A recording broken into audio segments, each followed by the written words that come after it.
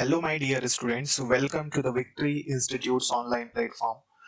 दोस्तों, जैसे हमने लास्ट लेक्चर में पढ़ा था कि टेंस में वर्ब का रोल क्या होता है, कैसे ये काम करता है, कहाँ कहाँ कब किसके साथ और कैसे यूज होता है, ये सारी चीजें हमने लास्ट लेक्चर में डिस्कस की थी। और हमने ये भी देखा था कि ये रूल कैसे एरर में पूछा जाता है, ओके, और कैसे हमें सॉल्व करना होता है। ठीक है, तो बहुत ही बारीकी से हमने डिस्कस किया था। साथ में हमने लास्ट लेक्चर में ये देखा था वर्ब क्या होता है, टेंस टेंस में कितने प्रकार के टेंस होते हैं, सेंटेंस क्या होते हैं, ये सारी चीजें हम इसके प्रीवियस लेक्चर में डिस्कस कर चुके हैं। ये साथ में ये भी देखा सब्जेक्ट्स क्या होते हैं। तो बिल्कुल सारी ही चीजें हमने समझी है। तो यदि आपने ये चीजें आपको समझना है तो बकायदा आप इसके पहले वाला वीडियो जरूर देखें टेंस का। ठीक है, तो जिसमें हमने सिंपल सेंटेंस को समझा था। तो इसी को हम आज आगे बढ़ाते हुए हमको आज नेगेटिव सेंटेंस बनाना है। तो नेगेटिव सेंटेंस को हम आज की क्लास में डिस्कस करने वाले हैं। तो देखिए, तो एक और बात, आप लास्ट तक बने रहिएगा क्योंकि इस लेक्चर में, आज का जो लेक्चर है इसमें हम कंप्लीट टेंस को पूरा करने वाले। Complete tense in the sense, हमने इसके प्रीवियस लेक्चर में डिस्कस किया था प्रेजेंट इंडेफिनिट टेंस को। और प्रेजेंट इंडेफिनिट टेंस में हमने सबसे इंपॉर्टेंट चीज, जहां से क्वेश्चंस पूछे जाते हैं, जहां से एरर को बनाया जाता है, जहां से फिल इन द ब्लैंक्स के क्वेश्चंस आते हैं और जहां हमें सबसे ज्यादा कंफ्यूजन होता है, तो वो सारी चीजें हम इसके प्रीवियस लेक्चर में डिस्कस कर चुके हैं। उसी के आगे आज हम पढ़ने वाले हैं। देखिए, तो आज मैं बात कर रहा हूं नेगेटिव सेंटेंस की। तो नेगेटिव सेंटेंस क्या होता है? नेगेटिव सेंटेंस का मतलब होता है नकारात्मक वाक्य। ठीक है, तो जैसे हम इसके प्रीवियस लेक्चर में डिस्कस कर चुके थे कि सेंटेंस जो होते हैं वो चार प्रकार के होते हैं: सिंपल, नेगेटिव, इंट्रोगेटिव और इंट्रोगेटिव नेगेटिव। तो सिंपल सेंटेंस को हमने इसके प्रीवियस लेक्चर में डिस्कस कर लिया है और आज हम पढ़ेंगे नेगेटिव सेंटेंस। ठीक है, तो नेगेटिव सेंटेंस क्या होता है? जिसमें मना किया जाए, जिसमें ना की बात करें। जैसे मैं आपको नहीं पढ़ाता हूं, आप स्कूल नहीं जाते हो, वह खाना नहीं खाता है। ठीक है, तो इस तरह से नकारात्मकता का भाव जिसमें पता चलता है वो क्या कहलाता है? Negative sentence. और हम बात करें किसकी? प्रेजेंट इंडेफिनिट टेंस की, कि कैसे बनाते हैं। ठीक है, ध्यान से पढ़ना है क्योंकि पैसिव वॉइस भी इसी के आधार पर बनेगा। तो बिल्कुल एक एक चीज हम डिटेल में डिस्कस करने वाले। देखिए, तो देखो, सबसे पहले हम यहाँ पर नेगेटिव सेंटेंस का सूत्र। तो नेगेटिव सेंटेंस का सूत्र क्या होता है? सबसे पहले आता है यहाँ पर सब्जेक्ट, है ना। सब्जेक्ट के बाद में ये डू और डज जो आप देख रहे हो, ये है आपकी हेल्पिंग वर्ब। ठीक है, ये कहलाती है हेल्पिंग वर्ब। ठीक, हेल्पिंग वर्ब को हम हिंदी में कहते हैं सहायक क्रिया। ठीक है, क्या कहते हैं? सहायक क्रिया। ठीक, डू और डज ये किसके साथ लगेगा तो इसे भी देख लेते हैं। तो डज जो होता है ये होता है किसके लिए? ही। यदि आपका सब्जेक्ट होता है ही, शी, इट या फिर नेम, या कोई सिंगुलर सब्जेक्ट हो। अच्छा, अब सवाल ये उठता है या कोई सिंगुलर सब्जेक्ट हो तो अब कौन कौन से सिंगुलर सब्जेक्ट हो सकते हैं, है ना। सिंगुलर सब्जेक्ट की अगर हम बात करें तो जैसे this boy, the doctor, the teacher, his friend, ये सारे के सारे जो आप स्क्रीन पर देख रहे हैं ये सारे ही सिंगुलर सब्जेक्ट में आते हैं। किसके अलावा? तो ही, शी, इट, नेम के अलावा सिंगुलर सब्जेक्ट के साथ क्या लगेगा? डज लगेगा। ठीक है, फिर आती है बात किसकी? डू की। डू होता है हमारा प्लूरल। डू किसके लिए होता है? डू जो हेल्पिंग वर्ब होती है प्लूरल के लिए। जैसे वी, यू, दे और आई। ठीक है, आई भी प्लूरल में माना जाता है, सिंगुलर और प्लूरल दोनों में। ठीक, या कोई और प्लूरल आ जाए तो इसके लिए हम क्या लगाते हैं? डू। और सिंगुलर के लिए हम क्या यूज करेंगे? डज। तो ये एक बात क्लियर है कि डू और डज हेल्पिंग वर्ब कब यूज होती है। ठीक, इसके बाद में स्ट्रक्चर में हमें दिया है नॉट, है ना। फिर हम लेंगे नॉट, वर्ब का फर्स्ट फॉर्म, और यहां पर हमें चाहिए ऑब्जेक्ट। तो आइए देखते हैं कैसे बनेगा। सबसे पहले सब्जेक्ट ले लीजिए। इसमें सब्जेक्ट क्या है? तो इसमें सब्जेक्ट है द ऑफिसर। ठीक, द ऑफिसर के साथ में डू और डज में से क्या आएगा? डज, क्योंकि क्या है? सिंगुलर है, एक ऑफिसर है। ठीक, तो डज। फिर क्या आएगा बेटा? नॉट। यहां देखिए नॉट आ जाएगा। वर्ब का फर्स्ट फॉर्म, तो वर्ब क्या है यहाँ पर? टेक। और ऑब्जेक्ट क्या बचा? एक्शन। तो the officer does not take action, अधिकारी एक्शन नहीं लेता है। ठीक है, यहां तक चीजें क्लियर है। तो यह हुआ हमारा नेगेटिव सेंटेंस। आगे देखिए, नेक्स्ट हमें पढ़ना है। अच्छा, इसका एक और एग्जांपल देख लो तो ताकि आपको और अच्छे से क्लियर हो जाए। सबसे पहले हमें सब्जेक्ट लेना होता है। सब्जेक्ट क्या है इसमें? This boy. डू और डज में से क्या लेंगे, डज, क्योंकि दिस बॉय जो है सिंगुलर है। फिर लेना है नॉट, तो ये नॉट ले लिया। वर्ब का फर्स्ट फॉर्म क्या है इसमें, वर्क हार्ड, ठीक है। तो वर्क यहाँ पे वर्ब है और ऑब्जेक्ट क्या हो जाएगा, हार्ड, ठीक। तो तो यह लड़का कठिन परिश्रम नहीं करता है, ठीक है। क्लियर है यहाँ तक।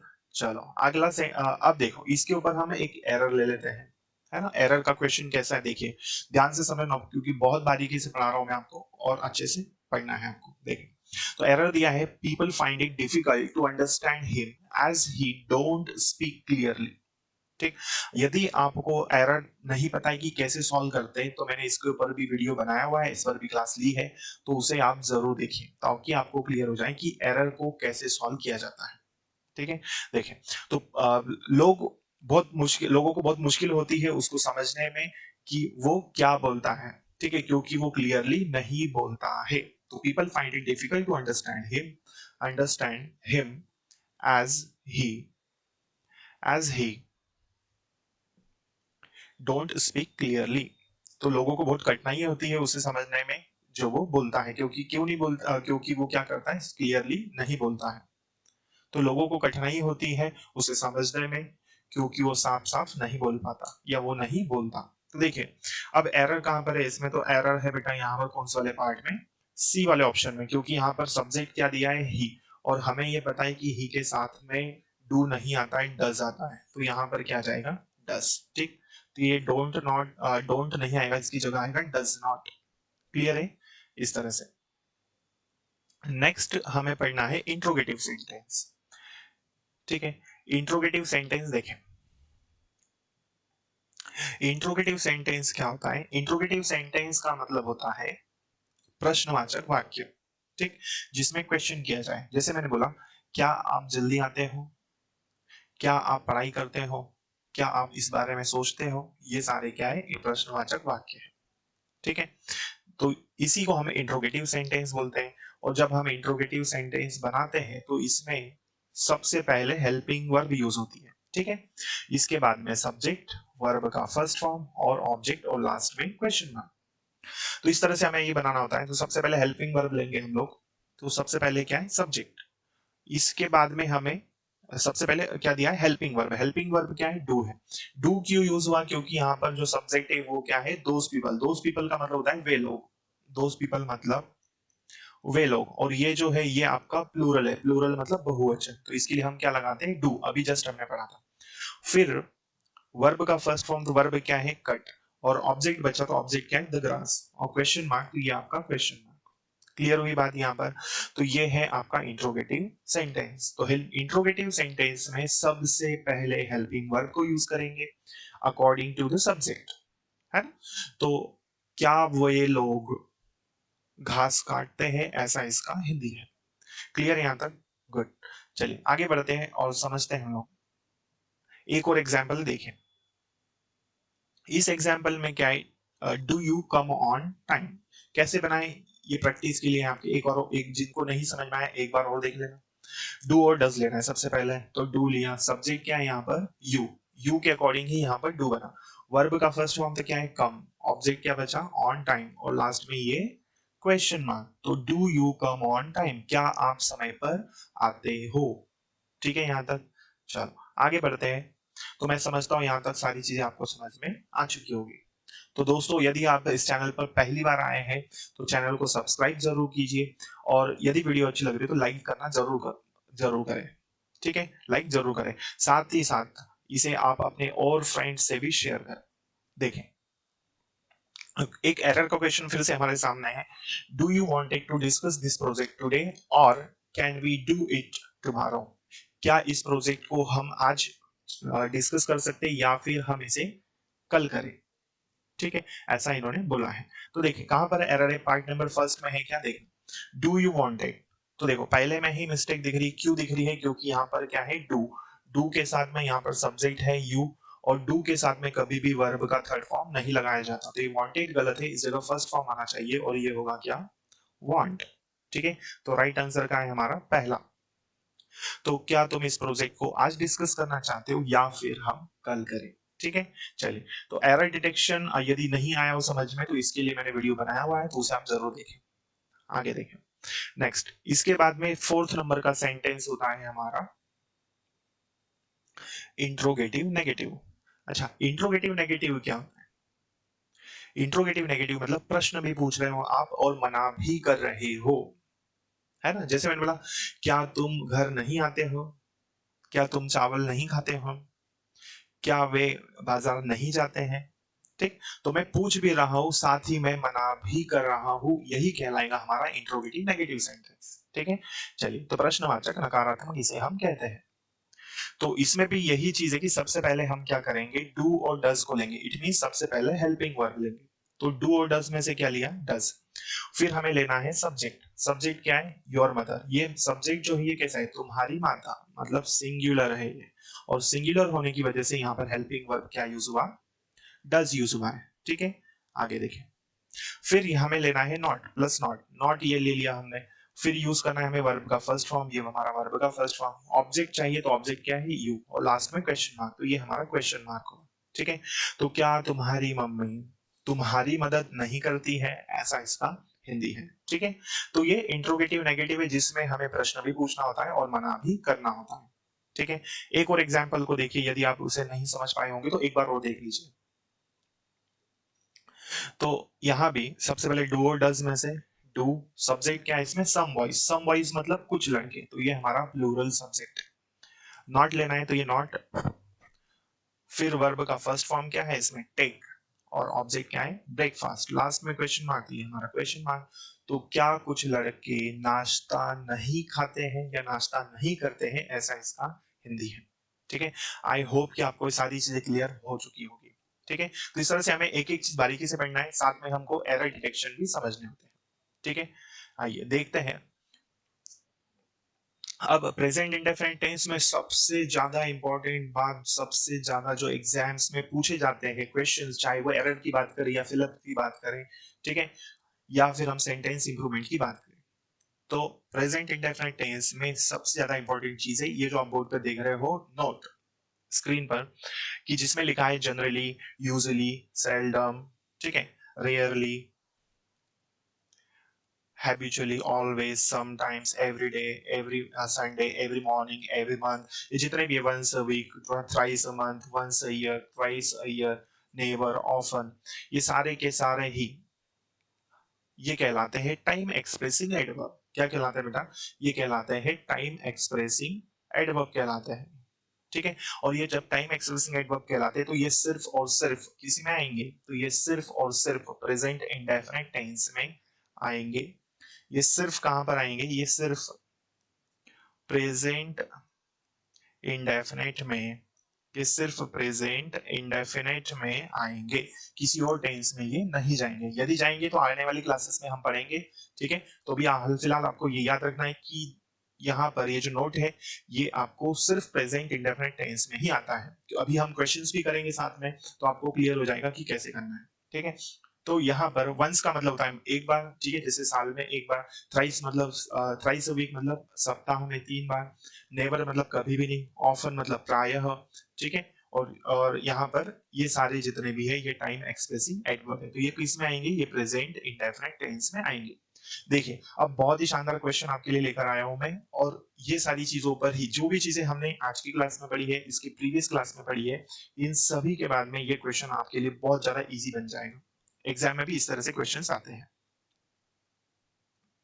जैसे हमें दिया है ही always dash for a walk every day. अच्छा, इसका मतलब क्या हुआ कि मैं हमेशा खालिस्तान हूं वॉक के लिए हर दिन। अब देखें, अब अगर मुझे ये क्वेश्चन करना है, मान लीजिए ये क्वेश्चन मेरे पास आया, तो मैं सबसे पहले क्या करूंगा? तो सबसे पहले मैंने देखा, मान लीजिए यदि मैं सॉल्व करूं तो मेरा सॉल्व करने का तरीका क्या होगा? तो सबसे पहले मैंने पढ़ लिया।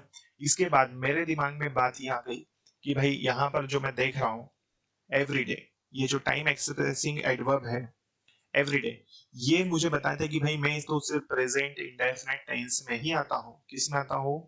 प्रेजेंट इंडेफिनिट टेंस में आता हूँ। और जब मैं प्रेजेंट इंडेफिनिट टेंस में आता हूँ तो अब मेरा क्वेश्चन बहुत इजी हो गया। मुझे ये नहीं सोचना है कि ऑप्शंस क्या क्या है, मुझे पता चल गया प्रेजेंट इंडेफिनिट टेंस की बात करनी है, लेकिन अभी भी आधी अधूरी बात ही पता चली है। तो जल्दबाजी नहीं करनी। तो हमारा ऑप्शन वेंट, ये सेकंड फॉर्म है तो पास्ट इंडेफिनिट में गया। ये भी गलत क्योंकि एम गोइंग कभी भी प्रेजेंट इंडेफिनिट टेंस में नहीं आता है। बचे दो ऑप्शन, ऑप्शन नंबर सी और डी। इनको कैसे करूंगा मैं? तो ऑप्शन नंबर सी और डी में क्या है, देखिए अब मैंने देखा मेरा जो सब्जेक्ट है वो क्या है, आई है, और आई के साथ में कभी भी वर्ब में S E S I S नहीं लगता, तो ये रॉन्ग हो जाएगा। बचा कौन सा? Option number D. तो इस तरह से मैंने इस क्वेश्चन को सॉल्व किया, आपको भी यही करना है। ठीक है, तो सबसे पहले टाइम एक्सप्रेसिंग एडवर्ब याद रखना है, अभी मैंने जस्ट बताया, ये सारे याद रखना है, इन्हीं से क्वेश्चंस बनते हैं। ठीक, तो मैं हमेशा मॉर्निंग वॉक के लिए, मैं हमेशा मॉर्निंग वॉक के लिए जाता हूं। ठीक है, चलो, है ना, मैं हमेशा मॉर्निंग वॉक के लिए जाता हूँ। देखो यहाँ पे दो दो टाइम एक्सप्रेसिंग एडवर्ब आए हैं, ये ऐसे नहीं होंगे, तो इसको हम ऐसा समझ सकते हैं कि I dash for a walk every day. तो मैं क्या है, मैं हमेशा वॉक, मैं प्रतिदिन वॉक के लिए जाता हूँ। ठीक है, ये मिसप्रिंट था, कोई बात नहीं, ठीक है, हो जाता है। तो I dash for a walk every day, मैं हर दिन वॉक के लिए जाता हूँ। तो इसके लिए क्या जाएगा? डू। तो प्रोसेस हमारी वही है, सबसे पहले टाइम एक्सप्रेसिंग एडवर्ब देखेंगे, फिर हमको और आसानी हो जाएगी, फिर हम सब्जेक्ट देखेंगे सिंगुलर है कि प्लूरल है, फिर हम ऑप्शंस चेक करेंगे और फिर हम फाइनल आंसर लगाएंगे। ठीक, तो ये बहुत इजी तरीका है।